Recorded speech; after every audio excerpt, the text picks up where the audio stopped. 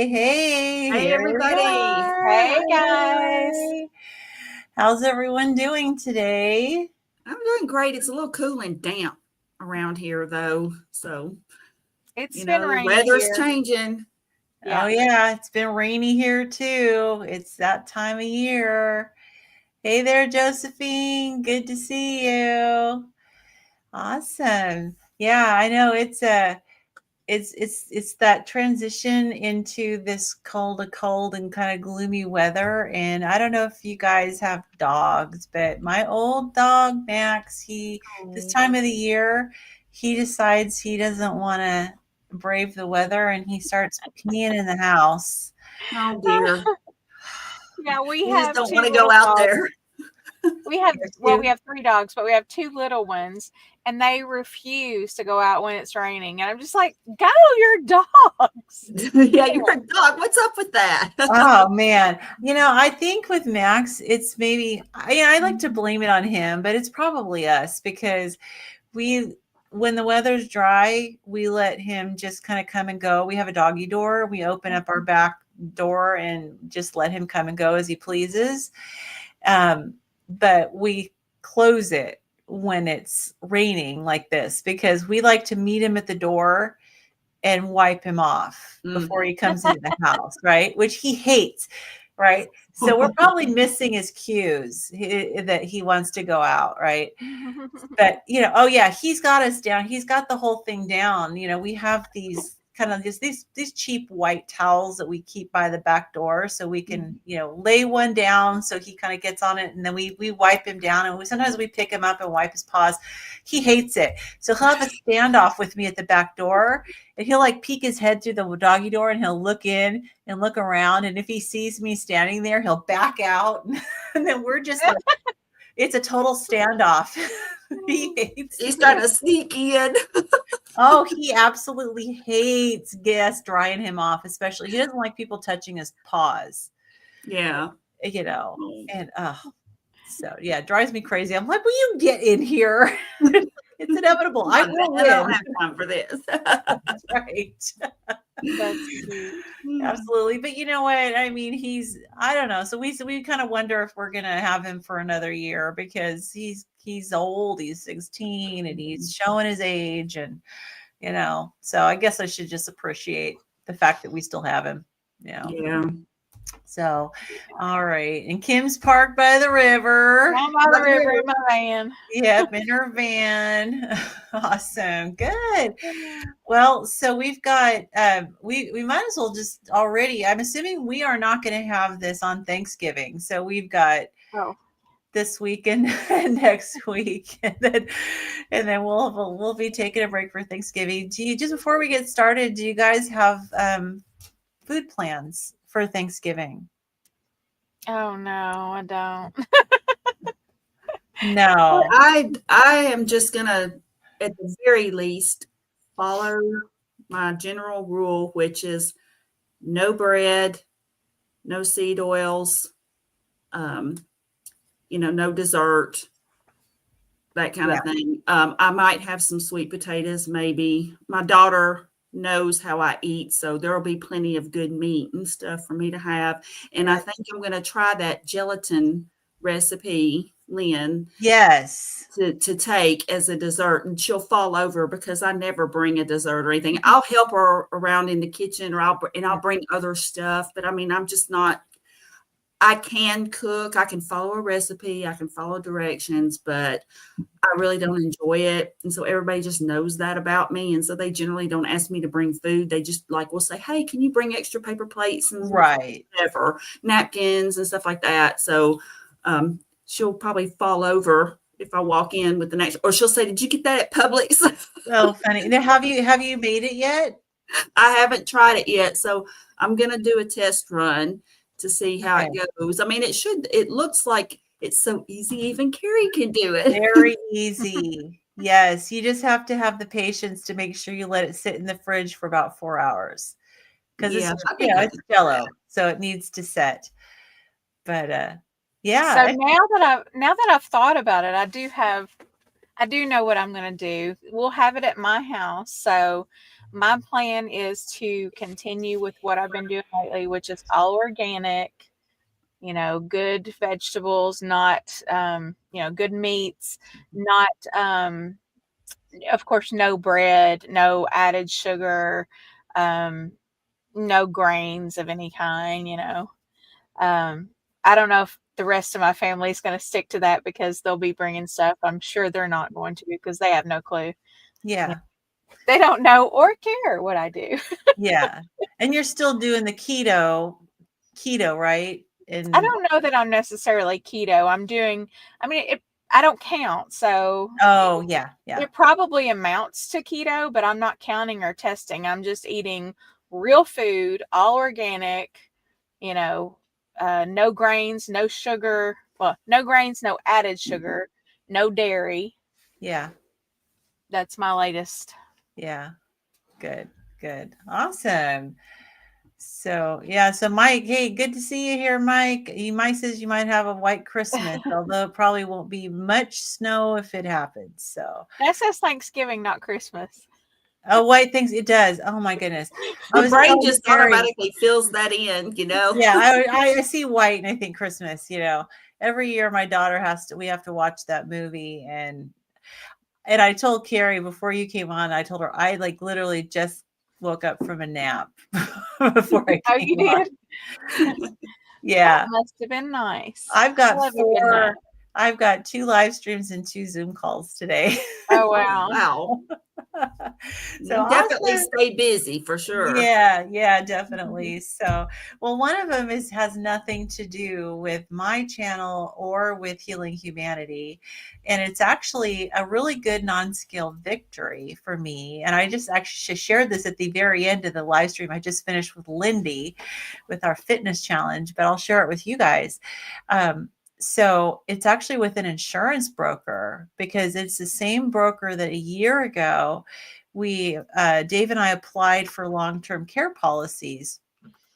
And I've never been able to qualify independently for any sort of insurance. And of course, I still got denied. And because I was still on disability with mast cell activation syndrome and my weight was too high. And so I told her, check back with me in 1 year and I will qualify. And so she did.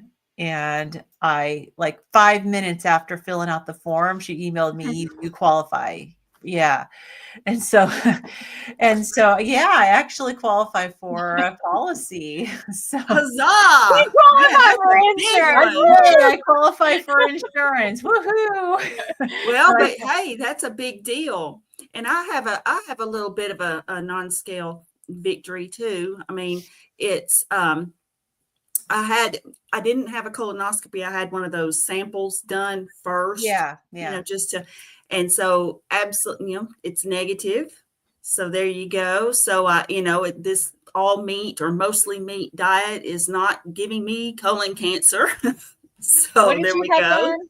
Yeah. It was probably, What did you say? was it a Cologuard or was it just a fecal occult blood test? It was, I don't know. I think it was, I don't know. They just gave me this kit and I just had to like collect, like you stick a little tube, and you just kind of stick it 6 times in there and then you put it in this thing that's got a solution in it. That sounds like a Cologuard test. So you Yeah. sent it off in the mail then?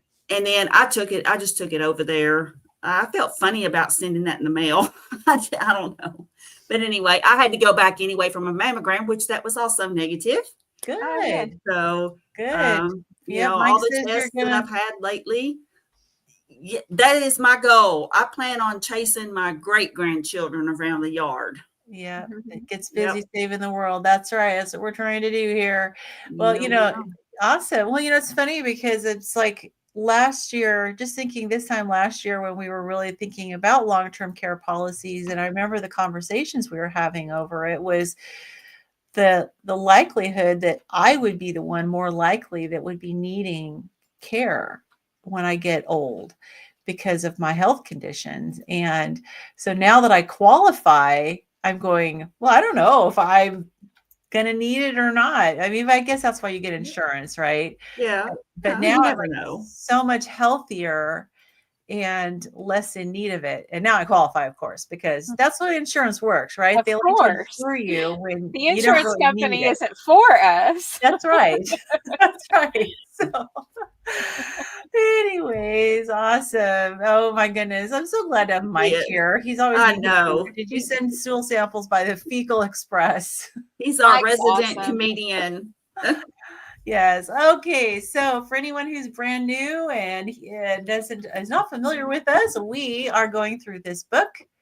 It is a medical textbook called Ketogenic, The Science of Therapeutic Carbohydrate Restriction in Human Health. This is not a book club, so we do not read ahead. We read as we go and we discuss as we go. And so we are in chapter 2. And this is 10 chapters total. So we're going to be going through this for a long time. When I filled out all the information for this to set up this live stream, I keep track of our session numbers. This is session number 20 that we have done. Wow. And we are still in chapter 2. That's okay. I remember in the beginning I was joking that we'd be doing this 10 years from now, and we might be. We're gonna be That's like, okay. I'm cool with it. we're gonna be like, today we're celebrating Lynn's 75th birthday, and we're on chapter 5. That's right. Huzzah! Oh, yeah. Hey, Charlie's here listening in before exercise class at the gym. Hey, Awesome. Charlie. Hey, Charlie. Awesome, Charlie. Good thing Carrie's going to live forever. Yeah, we are all going to live forever. You too, Mike. Yep. Good deal. Okay, so I'm showing that we left off on page 82 with the phases of fasting. So whichever one of you wants to pick up and read. You didn't get to read last time, remember? Oh, Did that's you? right. Or You're did right. I you? didn't. Hang on. Let me put my slides up too. Wait, I was like, did you or not? I can't remember. No, I don't think I did. Let's see. We're going to be on this slide. I'm not sure. Figure 2.2. Yeah, that's later. But I just want to make sure I got it pulled up and ready to go. Okay, I'll start reading then. Okay, so this section is called the phases of fasting. So phase 1, when glucose and gluconeogenic substrates stop coming in, ketosis does not begin right away because there are glucose stores, mostly liver glycogen, that act as a buffer. In sedentary adults, glucose needs can be met for several days at a time between meals. Oh, Lord. Okay, so if you fast, you better be exercising at the same time if you want to tap into it, right? In the context of total food abstinence, the period of dependence on glycogen is sometimes called phase 1 starvation. Okay, so that was the phase 1. Pretty self-explanatory. So phase 2. So when glycogen stores are depleted, the only way to maintain a highly glucose-dependent metabolism is to begin catabolizing muscle tissue. Obviously, this is unsustainable and undesirable from a survival standpoint. When possible, muscle catabolism is reduced by utilizing fat and thus entering phase 2 starvation. Falling glucose concentrations are followed by falling insulin concentrations, and this lowered insulin state allows lipolysis from adipose tissue to increase. At the same time, lower insulin levels cause fatty acid oxidation in the liver. If all signals are functioning properly and adipose tissue is of sufficient mass, the increase in free fatty acids will result in a ketogenic metabolism, which reduces reliance on glucose metabolism throughout the body in a variety of ways.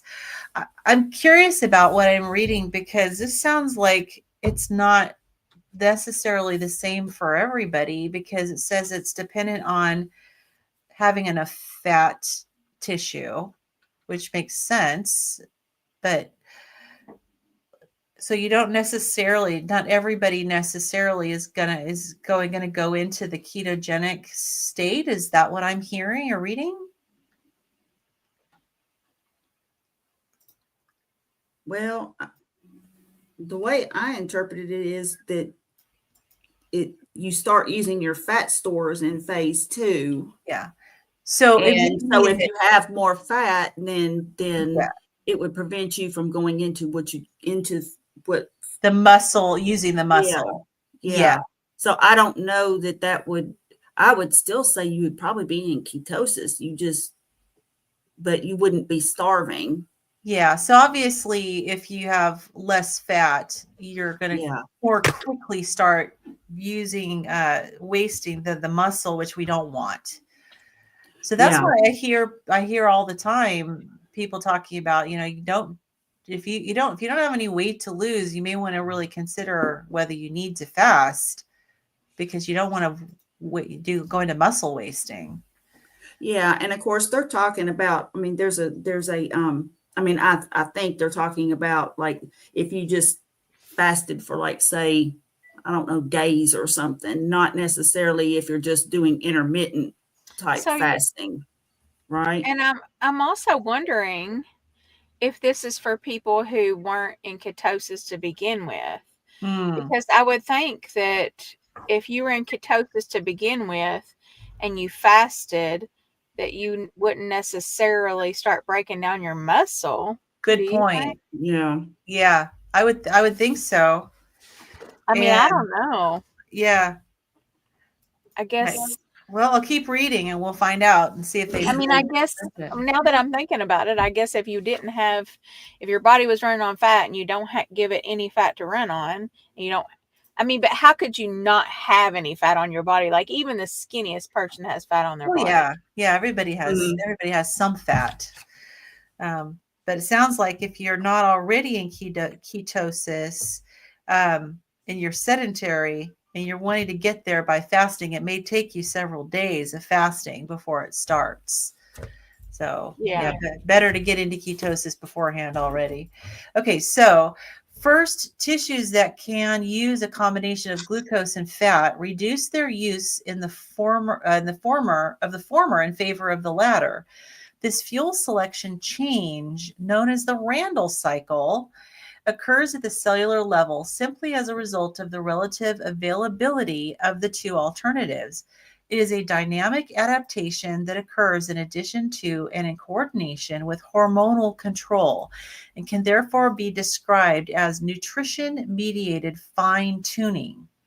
In other words, hormones such as insulin affect what fuel is available, while muscle tissue then optimizes to take up what is there. So that's the Randall cycle, which we've heard Bart Kay talk about and Ben Bickman and all of Mhm. that. So this is, I like the way it refers to this. It's the fuel selection change. So I guess it's changing you from using glucose for fuel to using the fat for fuel.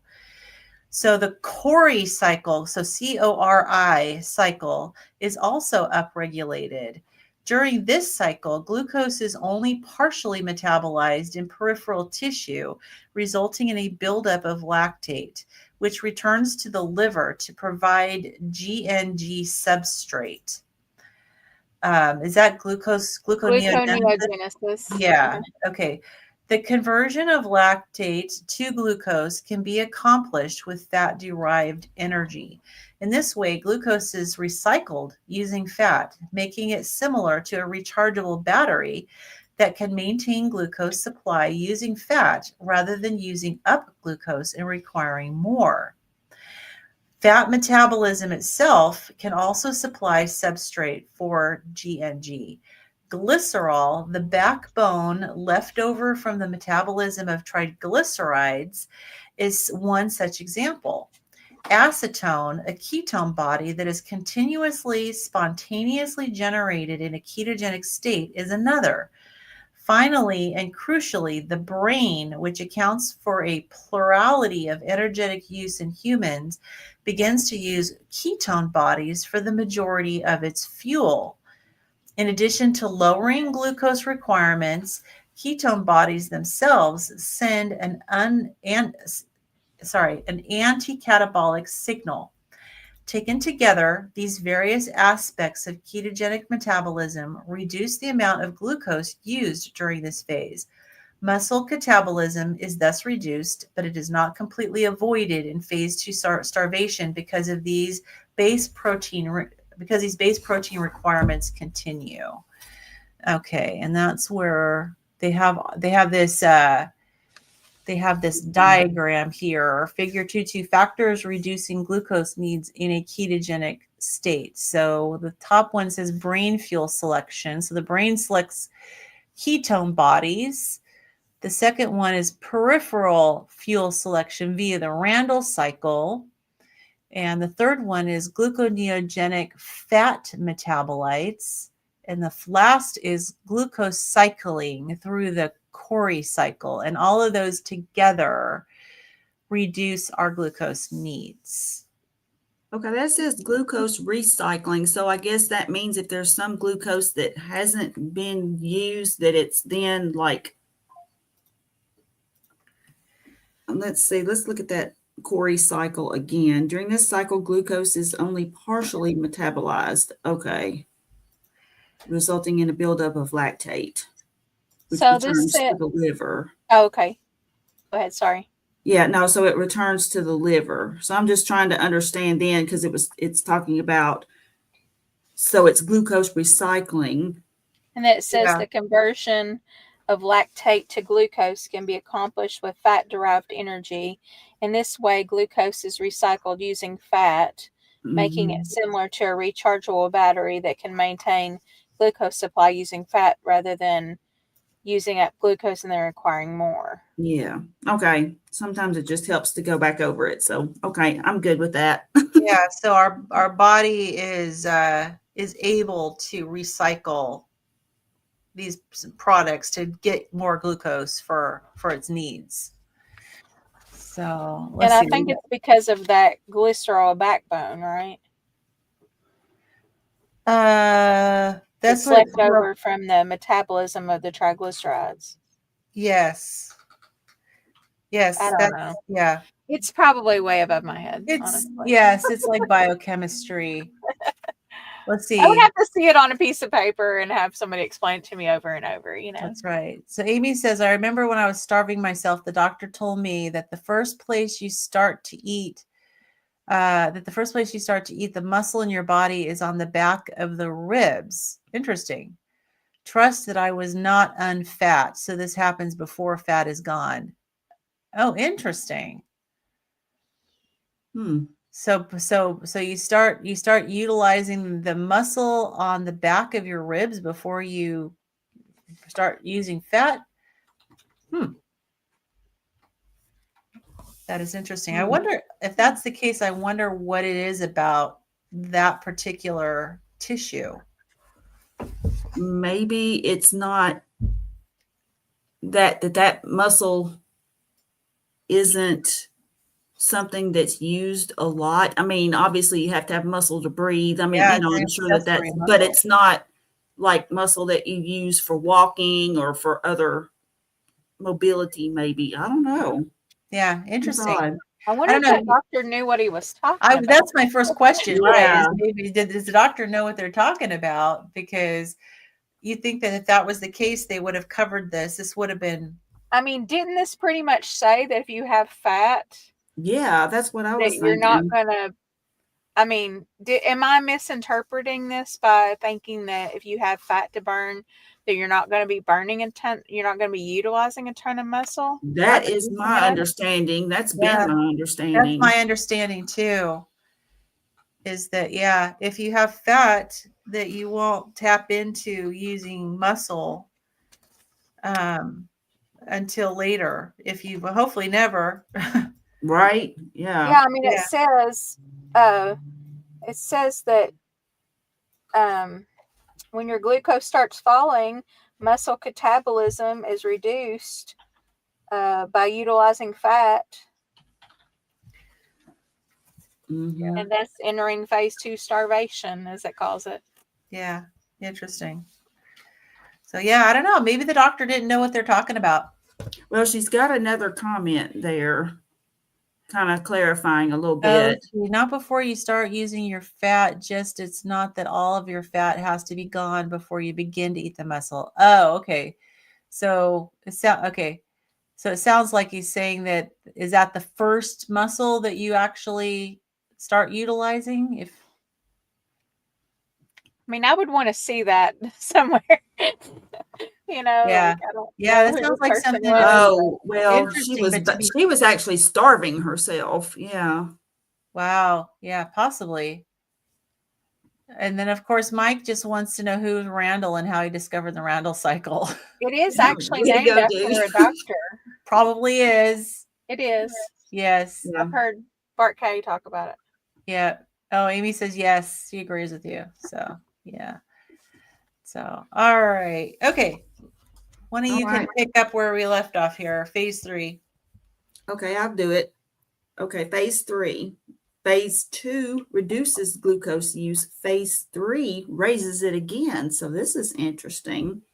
When adipose tissue is depleted sufficiently, the only option is to revert to a glucose-centric metabolism. In animals that reach this phase, phase 3, resting metabolic rate increases and corticosterone levels rise sharply, inducing hunger and food-seeking behavior, as well as increasing G&G by promoting muscle catabolism and activating G&G enzymes. If food is not obtained, death normally occurs within days. Wow, so phase 3 is like So quick. this is when your fat's gone. Yeah. Yeah. Which makes sense. Importantly, This is why my husband needs to make sure he stops fasting all the time. Oh, is he He's thin? somebody who's just not interested in food very often, and he's super skinny.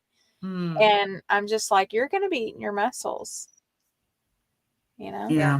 And I can understand how that, yeah, I get it. I feel his pain because like I can get, especially, and I've heard people who fast intentionally also have this happen though. They get to the point, and maybe they're actually in phase 2 still, because this one talks about, in the middle of phase 3, you start seeking food, but like, so I guess I've never really been like, in other words, if I really get hungry, then I will eat. But it's like, up until that point, it's like, I can eat or So not. that's interesting because I've heard, and I've never done a prolonged fast. I think the longest I've done is maybe 50 some hours. But for people who can get through and do a more prolonged fast, I've heard that they're not hungry. Yeah. So they must be still burning fat. So maybe the Yeah. hunger signal, like if you're doing a prolonged fast, Mhm. and the hunger signal is that big red flag that, Says, okay, okay, you need to eat now I'm because going into phase 3, and if I don't eat something, I'm going to die. I don't think very many people would go into phase 3. I don't think so. Just because like even people who are skinny by our definition, they still have a lot of fat on their body. Like they probably have months that they could live off of, even skinny people. Yeah, probably. I mean, you think about Because unless they're like sunken in and they've literally eaten all the subcutaneous tissue, which is fat, off their face and everywhere on their body, they would literally look like bones before they would go into phase 3. They look like those people in the concentration camps. Yeah. So, yeah. Wow. Yeah. So importantly, some animals, including obese humans, do not normally reach phase 3 starvation. Well, okay, we answered that question. It is thought that because there is so much fat available, the gradual but persistent loss of lean muscle mass leads to organ failure before phase 3 occurs. Wow. This means that prolonged ketosis, either from fasting or nutritionally sustained, carries the risk of fatal organ tissue damage if adequate protein or adequate provision of protein is not provided. There are historic examples of such deaths in humans. All right, so Amy texted me Chat GPT. She did a little fact checking on her doctor and the rib thing. Yeah. So just kind of a precursory look over it. This Chat GPT, of course, says that during prolonged starvation, the body prioritizes preserving essential organs, which of course it does in all sorts of crisis situations. And typically starts breaking down muscle in areas where it's less vital for survival. Muscle loss tends to occur first in areas of lower metabolic importance, like the extremities, arms, and legs, rather than directly around the organs. So Chat GPT says your doctor's wrong. However, over time, the body can begin to break down muscle around the torso, including near the ribs and back, as it continues to search for energy sources. The muscle loss can create a hollow look around the rib cage and back, which is often one of the noticeable signs of advanced starvation. Maybe that's what he's talking about. Maybe that's what he's talking about is advanced. advanced. Yes. Advanced cases. Dr. Nelson is here. probably- He wants to know what page we're on. We are Page on page 83. 84, getting ready to start page 84. Yes. I bet that 82. doctor has actually seen that, and that's why he said that. Like Mhm. he's seen patients who were so sick that they just weren't eating for prolonged periods of time. Yeah. you Like that know? maybe they had anorexia. Yeah. Well, and I Mhm. mean, You know, every little thing like that, it contains a little nugget of truth. Like, you Mhm. know, there's a reason he thought that, you know, so Right. he probably sees that a lot in his, you know, for example, like cancer patients and things like that.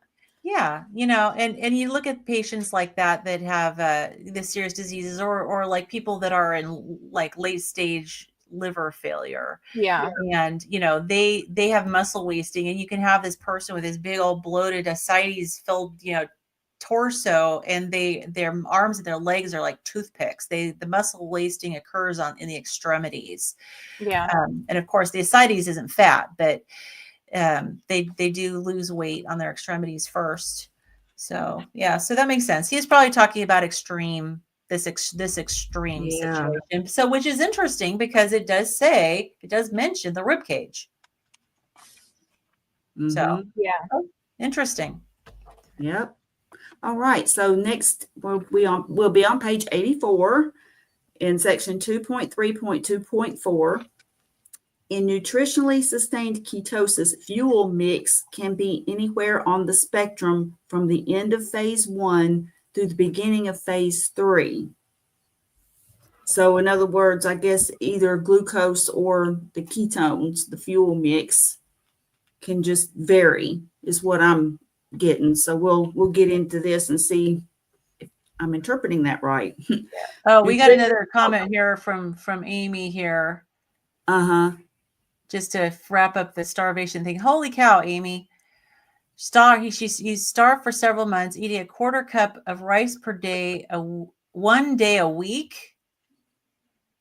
My ribs moved because the muscles were pretty much gone. I couldn't lift my arms. I ended up with costochondritis, not Costco, but costochondritis. Yes, which is I'm sorry. I'm not laughing at that. That's horrible, Amy. But for some Yeah. reason, my mind saw Costco. I mean, like never mind. I was thinking about Costco and what it's kind of probably she's probably chondritis she's we probably get. voice texting. That's horrible. Yes. Oh my Mhm. I'm goodness. sorry, Amy. And I know Amy pretty well. I didn't know that you starved yourself like that. My Oh, goodness. gosh. All That's right. awful. Yeah, she Of said course, she's a using cup of voice rice. text. My goodness. So, all right. Okay. And Josephine says two pages already. That's cool. Yeah, We're on a roll. we are on a roll. We might get But two more, listen, maybe. I have faith that if Costco could sell it to us, they would. This is true. They would. They sell a very large version. Yeah. They'd be like, would you like to lose weight? Here, have some of our Costco.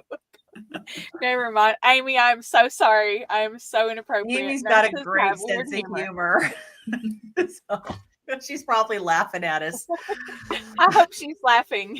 Oh yeah, I'm not Amy's got a laughing at very her. good. She's got a great sense of humor, right, Amy? Well, she fits right in with us because sometimes we're a little warped. Oh yeah. I'm Speaking just a of which, you weirdo, and gotta I watch. am She's got warped for 2 sure. interviews. She's got this week that came out. She's got an interview that came out with Dave Mack, and she has an Oh. interview that came out with Adam Carnivore today. Oh, So, good. fantastic. Yeah. I'm gonna for sure watch the Dave Mack one. I was on his show myself. Yeah. Oh yeah, we all I were. was too. Yep. Yeah, she's laughing. Sorry, Amy. I'm very warped. I admit. Okay, so nutritionally sustained ketosis with high fat intake or high body fat access is metabolically much like phase 2 fasting, except that malnutrition is averted by supplying adequate protein, vitamins, and minerals to make up for losses. In addition, fat serves 2 further functions. In the case of a lean human, fat intake sustains ketosis by making up for inadequate adipose tissue. Whatever the source, higher circulating fat maximizes hepatic fat oxidation, which increases ketogenesis. This is of particular importance when the therapeutic effects of ketone bodies are desirable. Moreover, as described above, ketone bodies and other products of fat metabolism spare protein. In this way, it is possible that protein needs are lowered when fat is increased. This would be consistent with lower nitrogen excretion in fasting human and non-human animals with higher body fat. Higher fat oxidation may also increase mitochondrial uncoupling and substrate cycles, for example, the re-esterification, thereby increasing energy expenditure. So nutritionally sustained ketosis incorporating high levels of fat avoids the potential metabolic conversion of energy, which may be detrimental long term. On the other hand, a carbohydrate restricted diet with high levels of protein intake and not much fat more resembles phase 3 starvation and fuel use patterns. With lower glucose sparing metabolites from fat oxidation, high relative protein intake begets high protein need. High levels of protein intake also induce higher cortisol, which may also reflect a parallel to phase 3 starvation. A summary of the fasting phases is charted in table 2.5. And Okay. Lynn was at the ready. Okay. I feel like I need for you to read that entire thing over because there was a lot of Amen. good info in there.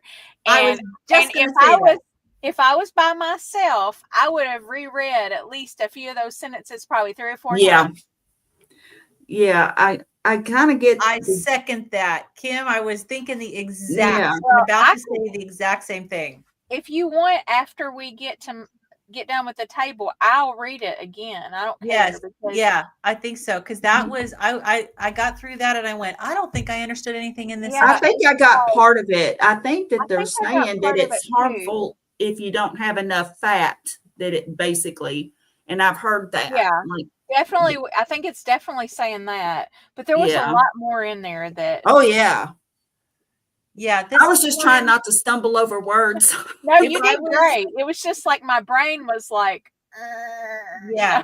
the If wheels I were was turning. if I was going through this, like taking a class and going through this, and this was my reading that I was doing on my own, I would Oh, I- probably be dissecting Yes. and Let's Oh do yeah, that. I'd reread it rereading too. sentences Let's dissect this paragraph here. and make this sure week. we understand it. Okay, so Yeah. the table shows phase 1, 2, and 3 of the fasting. So for each phase, it shows the dominant fuel and the source of that fuel. So in phase 1, the dominant fuel is glucose, and the source is from your glycogen stores. Mhm. Phase 2, the dominant fuel is fat from the adipose tissue. And in phase 3, the fuel is protein from muscle. So you don't want to Yeah. get there. That's So that makes- that's kind of what I was getting from this whole thing we've read.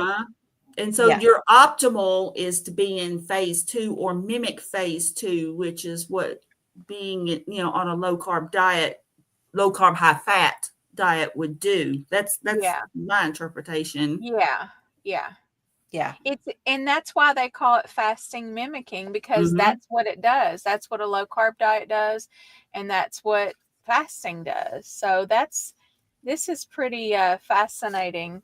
Yeah, it is to me too. So did you want to go ahead and reread it, Kim, Yeah, just to get that? Yeah. let's do it. I'm gonna take it kind of slow, and then we can just be like, okay, or hold up a minute, okay? Yeah. All right, so in nutritionally sustained ketosis, fuel mix can be anywhere on the spectrum from end of phase 1 through the beginning of phase 3. Where are you? I'm reading the same. 2.3.2.4 at the very top. Yeah, I'm Oh, reading you're the same reading the paragraph. title. Oh, sorry. Yeah. Yeah. Nutritionally sustained ketosis with high fat intake or high body fat excess is metabolically much like phase 2 fasting, except that malnutrition is averted by supplying adequate protein, vitamins, and minerals to make up for losses. In addition, fat serves two further functions. In the case of a lean human, fat intake sustains ketosis by making up for inadequate adipose tissue. So that makes sense. Like they always say, and that's why I don't want to overdo my fat, because I'm like, I've got plenty of fat to live on. So to me, that makes sense with that. Yeah, But and I think the key here is that it talks about, I don't know why. Oh, my husband just plugged something into my computer and I had a pop-up. Hold on. Okay. Okay. So yeah, so actually this is the key here is that you're sustaining ketosis with either high fat intake or high yeah, body fat access. So access to your body fat. yeah, And that's why, like, I hear people all the time talking about fat doesn't make you fat, which I agree. mm-hmm. But I think that eating the additional fat when you have plenty of body fat keeps you from losing. Which is why my ribeyes, when I was doing, I'm a all or nothing type person. So when I was doing like really strict carnivore, I was doing like 2 ribeyes a day. Well, I was probably just over consuming fat. I've got plenty of fat on my body I could lose, Okay, so let me continue Dr. here. Nelson's listening while grilling a steak. Man, you're Hi, making Dr. me Nelson. hungry. Awesome.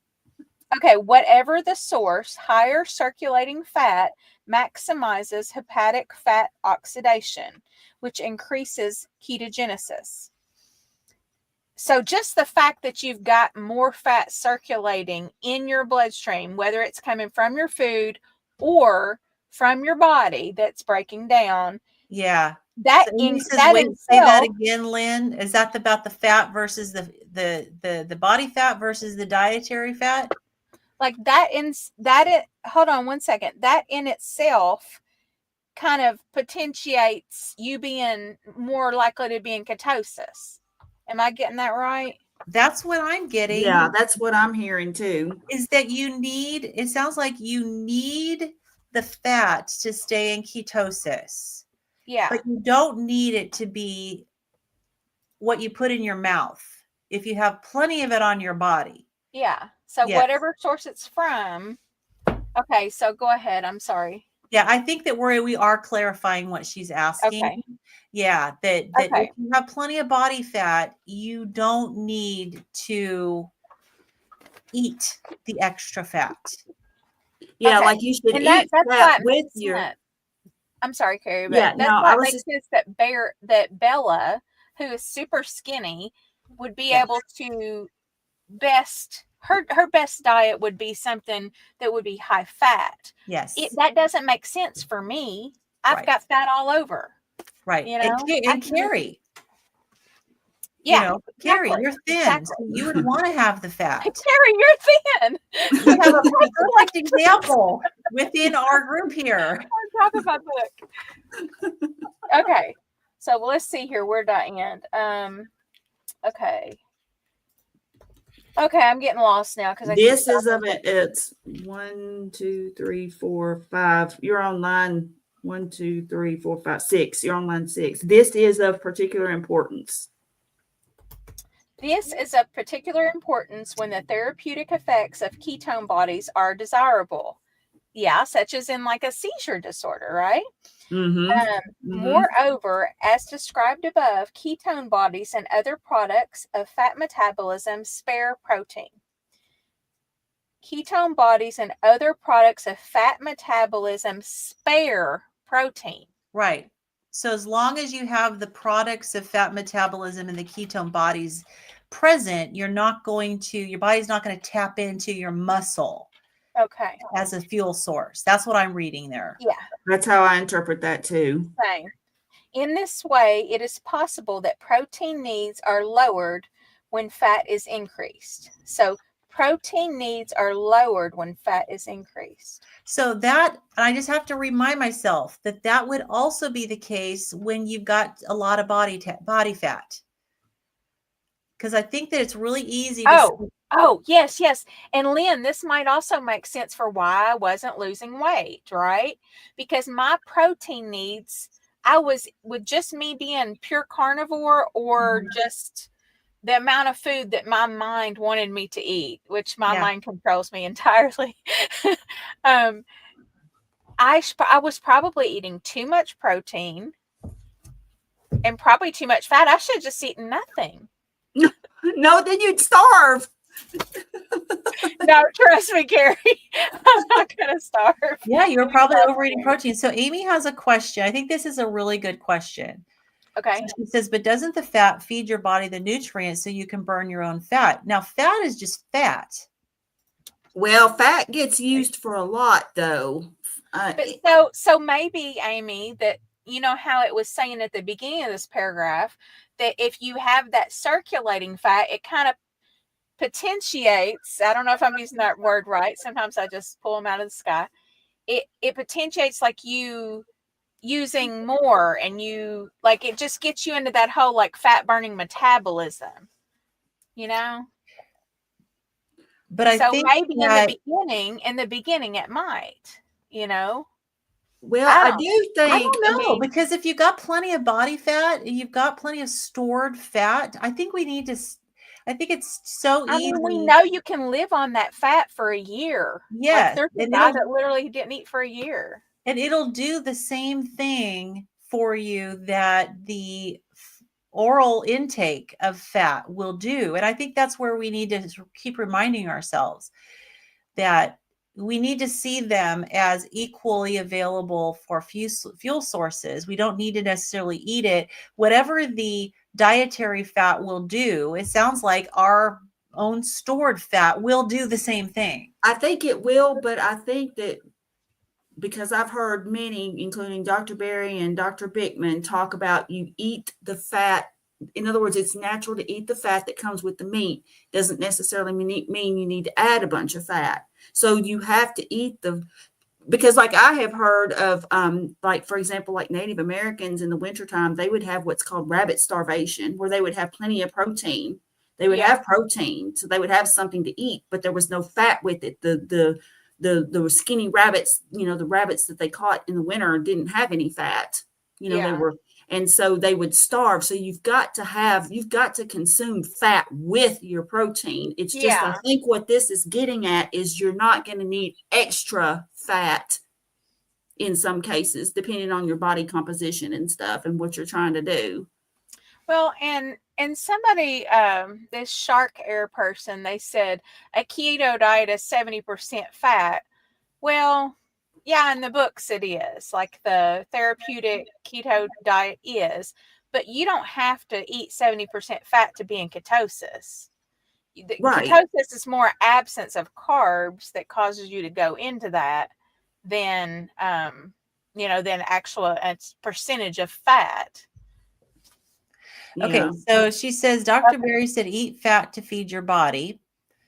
I've been fat for a long time and it has not fed my body.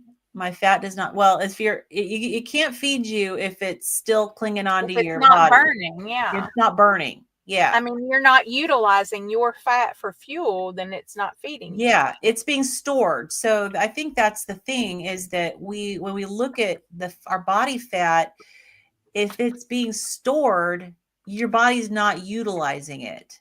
And so, yeah, if you're not losing weight, your body's not utilizing that fat. And so it is Okay. not serving you. Okay, where was I at, Carrie? Yeah. Okay, this would be consistent with. This would be consistent with lower nitrogen excretion in fasting human and non-human animals with higher body fat. This. Okay, Probably I'm going to read. because you don't Hold on. need to eat as much protein. Moreover, as described above, ketone bodies and other products of fat metabolism spare protein. In this way, it is possible that the protein needs are lowered when fat is increased. This would be consistent with lower nitrogen excretion in fasting human and non-human animals with higher body fat. Okay, so that makes sense because nitrogen is a product of the protein. Protein, yeah. Higher fat oxidation may also increase mitochondrial uncoupling and substrate cycles, for example, via re-esterification, thereby increasing energy expenditure. Okay, I don't know what so that it can means. kind of, if it's increasing energy expenditure, it's kind of increasing your You're burning fat, metabolism. basically. You're burning energy is the way I interpret that. Okay. Yeah. So, nutritionally sustained ketosis, incorporating high levels of fat, avoids the potential metabolic conservation of energy, which may be detrimental long term. Incorporating high levels of fat. Okay. On the other hand, a carbohydrate restricted diet with high levels of protein intake and not much fat more resembles phase 3 starvation in fuel use patterns. Okay. With lower glucose sparing metabolites from fat oxidation, high relative protein intake begets high protein need. Protein intake. Okay. High levels of protein intake also induce higher cortisol, which may also reflect a parallel to phase 3 starvation. So that can put your body into kind of a stress response. Yeah. So according to this, from what this paragraph sounds like, it sounds like if you're not eating enough fat, that you're going to get in trouble too. So maybe that is why they try to say, for the therapeutic, medical ketogenic diets, 70% fat, because they know that people will get into trouble with the phase 3 starvation if they're just eating, chicken breast and, with no skin and not enough. They're just eating a bunch of protein. It goes back to my question, though, is that if you have plenty of body fat, I don't think you can eat protein without the fat and it be healthy and use your own body fat as the same. And I can't remember who it was. I heard Dr. Berry having a discussion that was kind of similar to this with somebody.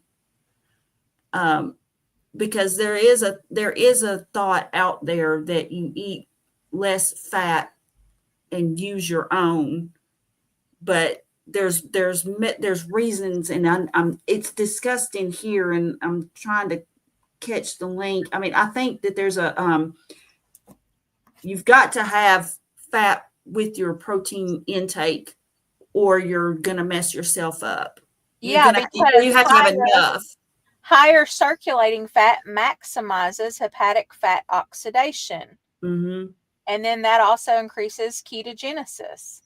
So if you don't eat enough fat, just like it said here, it's the phase 3 starvation in fuel use patterns. This is all about fuel use patterns. So like that phase 1, phase 2, phase 3, it's the different types of fuel use more than anything. That's what's determining whether it's like a, good phase 2 where you're burning and you're burning the right stuff and you're not eating into your muscles, or whether it's phase 3 where you're eating your muscles. I think it's really difficult to eat a like no fat diet. Yeah. I mean, I realize like Dr. Gary says, it's the fat that comes with the meat, like almost every meat comes with fat. But I got rid of probably 90% of the fat I was adding. And because I gained a few pounds over the last 2 weeks, I got rid of that extra fat that I was adding to my diet. And I'm almost, in 2 days, I'm almost completely back to where I started, where I've lost all 3 of those pounds. So I'm still kind of thinking that if you've got enough body fat, I mean, I don't know if you should go 0 fat, because obviously the fat comes with the food. But I'm just wondering if there's a threshold where if you eat more than a certain amount, you're not going to tap into your reserves. Yeah. So. It's just, I don't know. It's so complex, Yeah.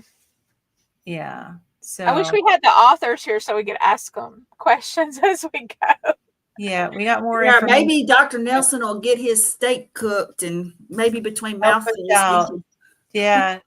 And yes, I'm a member of the KISS Army. I've been for, good Lord, 45 years, I guess. 1969. Is that the year you were born? Huh? So 1969, MFY 1969. Is that the year you were born?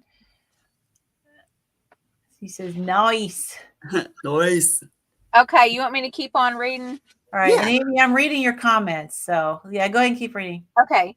2.3.2.5, low glucose and high fat together stimulate ketogenesis. As previously discussed, endogenous glucose production serves as the primary fuel source for many mammals. Despite thousands of years of grain agriculture, a relatively short time in evolutionary terms, human gluconeogenic capacity is still fully functional. When fat from food or adipose tissue is the primary fuel source, the liver easily provides a steady. When fat from food or adipose tissue is the primary fuel source, the liver easily provides a steady supply of endogenous glucose from a small amount of protein and other sources, but it also provides ketone bodies. To occur, there must be more available fat than can be used for fatty acid oxidation at any given time, allowing it to accumulate into the secondary ketogenesis pathway. Because gluconeogenesis and fatty acid oxidation compete for the substrate oxaloacetate, this accumulation is accelerated. More oxaloacetate gluconeogenesis consumes, the less available for fatty acid oxidation via the tricarboxylic acid or TCA cycle. Low glucose promotes ketogenesis in one way. Another benefit of low glucose is that it requires less insulin, allowing insulin concentrations to drop. Lower insulin levels then allow for more fat release from adipose tissue, providing enough to surpass fatty acid oxidation rate limits. So yeah, we're not thinking about the insulin. If the insulin's high, so maybe that's where it would be beneficial to keep that fat circulating in your bloodstream until you get all that glucose, all that's the glycogen stores depleted, so that you could get into the ketosis and burning your own fat for fuel. Yeah. Well, and here again, it says when fat from food or adipose tissue is the primary fuel source, then the liver easily provides a steady supply of endogenous glucose from a small amount of protein, small amount, and yeah. other sources, but it also provides ketone bodies. So here it's not saying it has to be dietary fat. It's saying it could be one or the other. I'm really going to question this whole thing, because I understand that we are hearing that, yes, you have to have your dietary fat and that it's really important. And that may be true, but I'm putting a big question mark on that for now, just based on what this is saying. It goes back to me thinking all along, I was just eating too much protein. Maybe. Yeah. Like, I think no matter if I had too much fat, I don't know if I had too much fat or too little fat, but I think I was eating too much protein. And I don't know. Yeah, I still probably. don't have an answer for that, but I think my problem with my stall is too much dietary fat. You know what I think is happening right that's here possible, I is guess. I think we're talking about fasting versus we've got ketosis and fasting, or a low carb diet or a ketogenic diet merged in with phase 2, because the ketogenic diet mimics phase 2, but obviously of starvation, or fasting.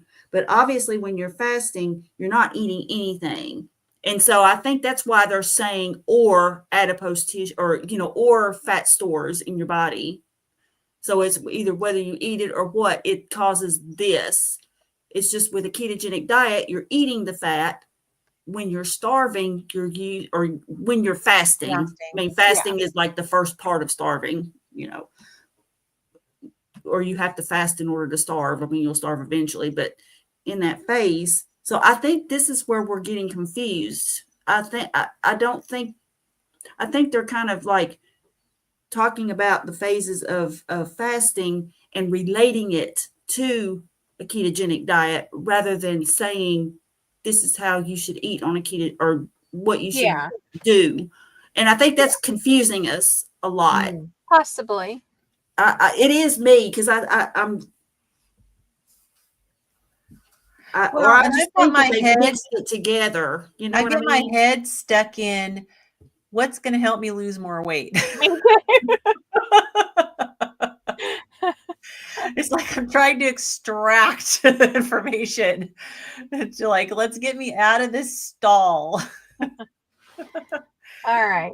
So okay. So all right. I got a little bit of time. I've got that Zoom call at the top of the hour. So I just want to watch my time here. You want to go like one more section? Sure.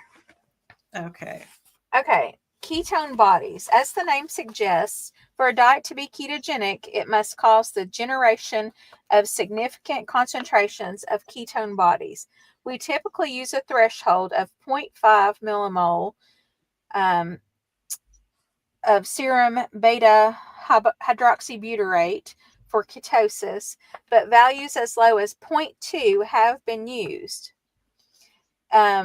Beta hydroxybutyrate is one of the 3 types of ketone bodies. Acetoacetate and acetone are the other 2. It is worth noting that ketone bodies are sometimes referred to as ketones for short, even though this is technically incorrect. Ketones are a broad class of organic chemicals that include many that are not ketone bodies. In fact, only 2 of the 3 ketone bodies are ketones. The reason we typically use beta hydroxybutyrate concentrations to confirm ketosis. What just happened?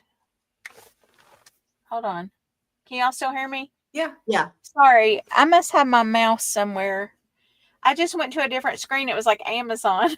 Oh my God. You're going to start one-clicking stuff. I thought I had gotten booted. The reason we typically use beta hydroxybutyrate concentrations to confirm ketosis is that it is currently the most accurate to measure, although breath acetone measuring technology is rapidly improving. Acetoacetate can be measured in urine, but this method has 2 problems. The first is that measurement can be affected by urinary dilution, which fluctuates. The second is that kidneys adapt to ketosis. As the kidneys adapt to ketosis, they reabsorb more acetoacetate rather than excreting it. Okay. This is the reason that urinary acetoacetate testing can result in clinical false negatives for ketoacidosis.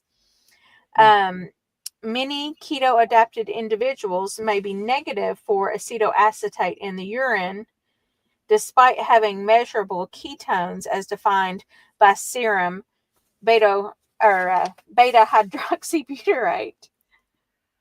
Okay. I keep wanting to say BYOB I instead. know. I was thinking the same Well, I thing. just wanted the people to hear it instead of Yeah. No, I know, but when I see that an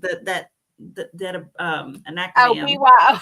yeah, I think Yeah, Bring your own beta hydroxybutyrate, please. that's yes, right. bring your own. That's right. So let's see. So we say protein amount should be in grams per pound of desired body weight. So if you desire to be 130 pounds, you should eat 130 grams of protein. That's what I've consistently heard in the carnivore community. Yeah, I've heard that too. That's what I've heard, but I mean, well, two things. One, I don't measure anything. I don't See, either. I don't either. And then two, I don't know if that's actually So true or if it's just opinions of people in the carnivore community. So what's the conversion of grams of protein to ounces of steak? Because I think it varies depending on what you're eating. Yeah. Yeah. I think that's true. So let's see. I'm just going to ask here. I mean, I'm sure it's different according to the cut also.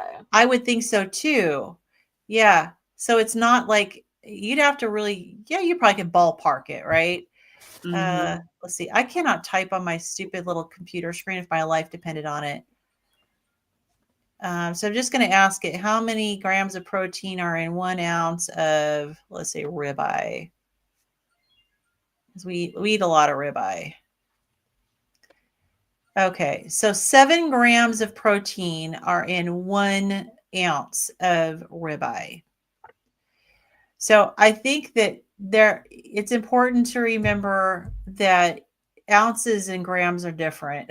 Yep. And it varies. So Amy says, I heard you can only process 30 grams of protein a day, but I have way more than that. That has been debunked. I remember That's been debunked. that. Okay. Yeah. Okay. I don't know where I saw it, but it was a reputable place. Yeah. Okay. So so you probably would need to look up what you're eating, whatever your source of protein is, and find out how many grams are in it per ounce. Yeah. See, Dr. Nelson knew it off the top of his head, right? He said most things 7 grams per ounce. That's right. So so you don't need to get 130 ounces. No. Right. God, Right. no. But I have to stop and think about that whenever I see it, because I think, God, that's a lot of steak. But then I realize, no. Yeah. We're not talking ounces here. And maybe that lack of converting is causing people to eat too much in some cases. They're thinking that we're talking about ounces. Oh God, I hope not. Can you imagine 130 ounces? What would you have to actually? That's crazy. That's nuts. But they may be trying to eat more because they think they're trying to get a lot. They don't realize they may be already getting what they need. Mm-hmm. All right. So what do we want to do? Do we want to stop here? Or do we want to? Yeah, this is probably a good stopping point. Yeah, I think so. I need a break in the next 15 minutes before my next meeting. And so we'll see. Hopefully there'll be no hiccups with getting this insurance policy now that I qualify. Yeah. So, and yep, I agree. I eat beef mostly most of the time. Yes. Yeah.